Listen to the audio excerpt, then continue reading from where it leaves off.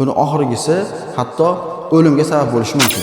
Xalq tabobatida burunga ishlatiladigan eng xavfli 4 ta usul, buni oxirgisi hatto o'limga sabab bo'lishi mumkin. Birinchisi, hamma ko'p foydalangan bo'lishi mumkin. Uyda turli xil materiallar, paxtalar tutatib hidlash. Bu shilliq qavat, burun shilliq qavatini kuydiradi va uni atrofiyaga olib kelishi mumkin. Ikkinchisi, bu o'ta yuqori konsentratsiyada tuzli suvda, sho'r suvda burunni yuvish. Bu ham shilliq qavatga zarar yetkazib, shilliq qavatni quritib, qonash xavfini oshiradi, qonadigan burun holatiga olib kelib qo'yishi mumkin. Uchinchisi, ko'p eshitganmiz, ko'pchilik qiladi buni, sarimsoq piyoz tiqib oladi yoki piyozni suvini tomizadi.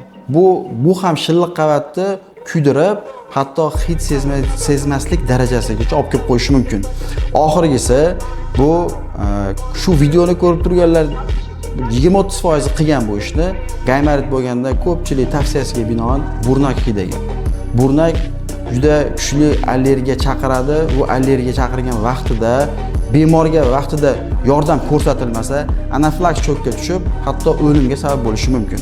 Shuning uchun bunday holatlar kuzatilmasligi uchun, burunni shilliq qavatlarini zararlamasligi uchun, burunni uzoq muddat o'zimizga xizmat ko'rsatish uchun lor shifokoriga murojaat qilish kerak. Muammolarni zamonaviy, sifatli hamda ishonchli yo'l bilan hal qilish kerak.